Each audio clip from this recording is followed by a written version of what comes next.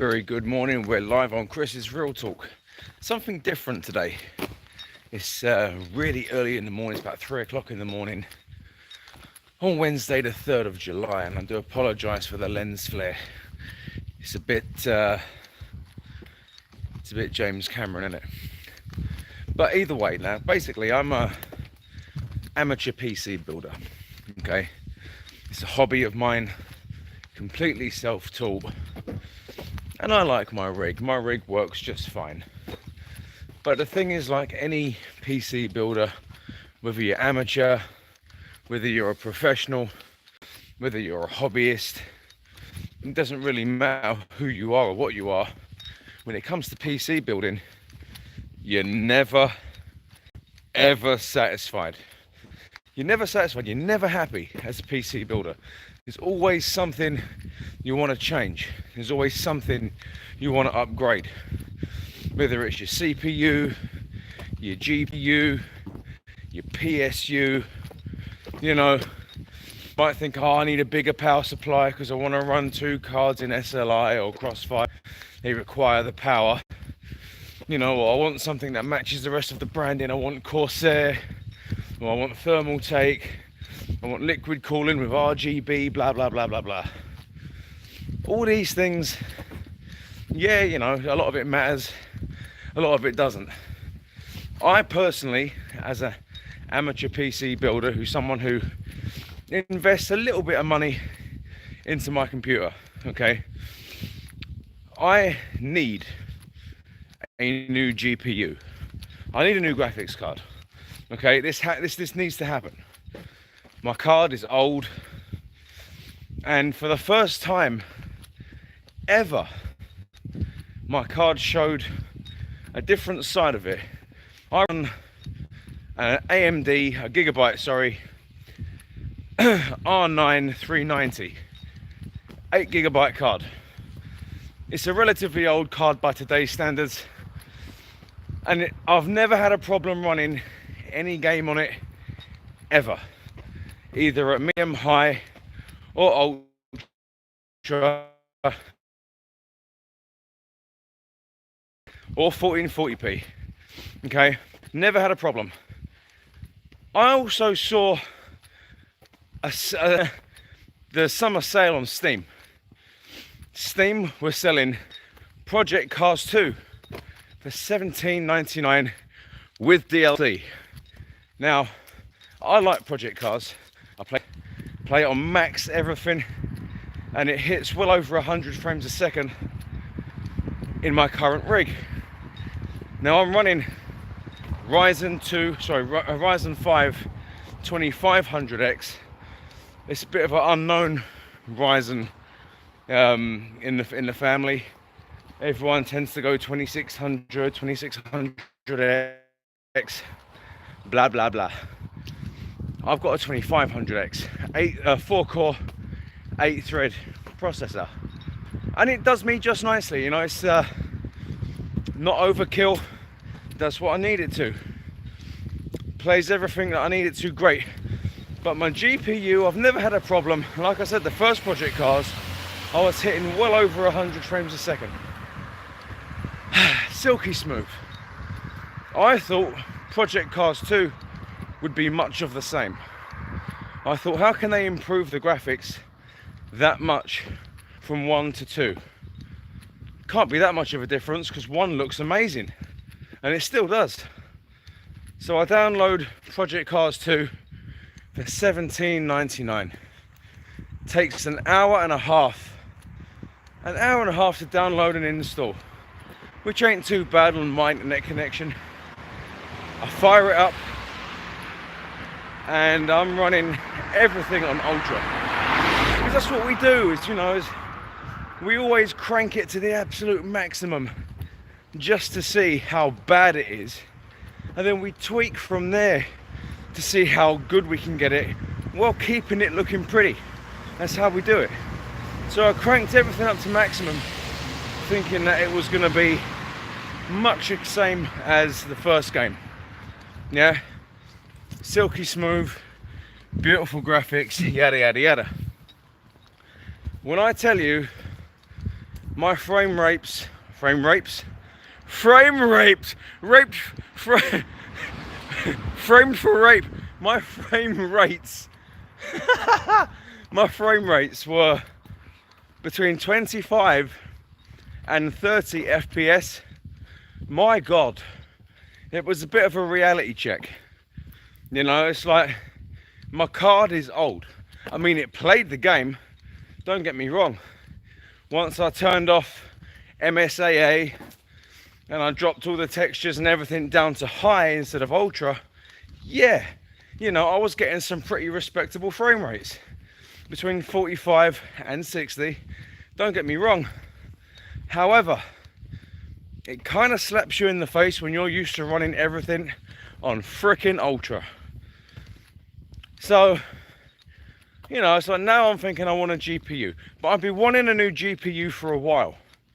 I have. You know, because it's, you know, when it's time, you know, so the one I've got is a little bit noisy, gets a little bit hot. I had to replace the thermal paste on it recently. Not much of a difference. You want something new. This is really getting on my nerves. Right, is that any better? No. So, as most of us do in the UK anyway, we go to overclockers.co.uk.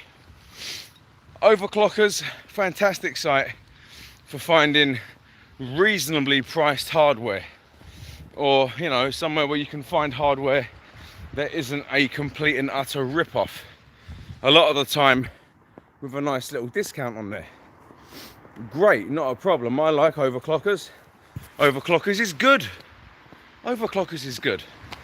So I start looking a good few weeks ago, because I'm an AMD fanboy, at Vega 56 and Vega 64. Okay, never much been an NVIDIA guy, although I know what NVIDIA are doing, you know, with RTX 2060, 2070, 2080 Ti, all this, that and the other, with amazing ray tracing, blah, blah, blah, blah, blah. Okay. However, NVIDIA's always been up there when it comes to their pricing. It's like they know they're better than AMD. Okay, first and foremost, when it comes to CPUs, AMD are absolutely killing it. They're wiping Intel out the picture. Okay, Ryzen CPUs are the future. But the fight between NVIDIA and AMD is a different ball game, because NVIDIA are better, and they know it. They know it so bad. They know it so bad that they will charge whatever the hell they like for their GPUs, and people will go out and buy them. That's people's prerogative. If that's what they want to do, then they can do that. I'm not going to tell people what they can and can't do. Personally, me, I'm an AMD guy, purely because I like value to performance. I like that ratio. I like knowing that I can get a good quality GPU or CPU, you know, Radeon, AMD, whatever, and know that it's going to do a damn good job for about half the price. I like that feeling, you know. It spanks of bargain. We like that as AMD users. We love that. And that's one thing an Intel guy will never say. Not Intel, sorry, NVIDIA. And then NVIDIA can slap you with, yeah, you know, but we've got like ray tracing. Ray tracing's the future, man. You know, it's like light sourcing, hidden reflective surfaces, and, you know, if you're like behind a wall and there's a glass window there, you can see who's behind the wall from the glass reflection, blah, blah, blah, blah, blah, blah, blah. You know what, I don't care too much for ray tracing, because for me personally, I look at ray tracing and I think that it should be simpler to program, you know, and use less memory. You've got a single light source, say the sun for example, and every surface has its own dedicated texture. And it should be a case of those textures should switch on or off when it comes to reflective surfaces or reflective algorithms. as opposed to animating where the light should be at any given time as it currently is now. You know, yes, it makes graphics look good, but it's not the same as ray tracing. You know, ray tracing is actual light sourcing, and for some unknown reason, unbeknownst to me, I'm not a digitally minded person, I'm not a programmer. Ray tracing absolutely canes your frame rates. Ray tracing absolutely destroys, you know, that 60 FPS, especially if you're using 1440p on an RTX 2060. You know, ray tracing for me personally should be simpler.